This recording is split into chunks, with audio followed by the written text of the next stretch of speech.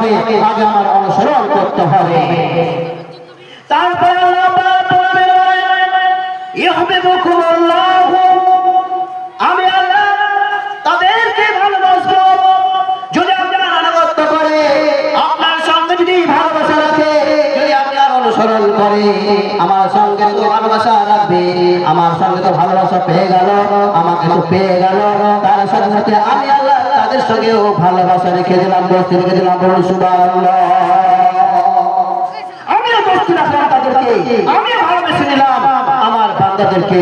ইসলাম ধর্মের আমার আমরা যদি আল্লাহকে পেতে চাই, আগে আমাদেরকে আল্লাহ রাসূলের আনুগত্য করতে হবে, আল্লাহ রাসূলের পায়রবি করতে হবে। যদি আমরা আল্লাহ নবী যদি আনুগত্য না করি, তবে আমরা আল্লাহকে কখনো পাবো না।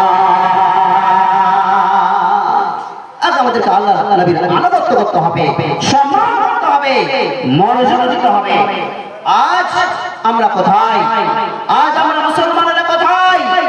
আজ আমরা শুধু মুখে বলি, আমরা শুধু মুখে বলি, জবানে বলি যে আল্লাহকে ভালোবাসি, বলি না বলি না? আমরা জবানে বলি না বলি না? হ্যাঁ করেন, ঠান্ডা দিন গরম লাগবে, হ্যাঁ করেন একটু, তাহলে ভালো লাগবে। বক্তা সাহেবকে বক্তব্য দিয়ে ভালো লাগবে, আর শ্রোতাদের একটু ঘুম ভাঙবে, বুঝতে সুবিধা হবে। হ্যাঁ না বলে বুঝতে সুবিধা হবে না।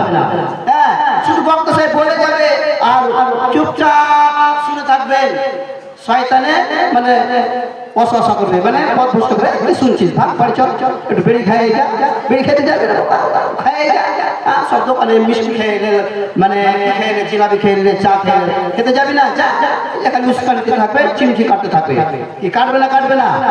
হ্যাঁ, একটু হ্যাঁ করবেন, কথা বলবেন, ভালো লাগবে, বক্তা সাহেবকে ভালো লাগবে, আপনাদেরকেও ভালো লাগবে।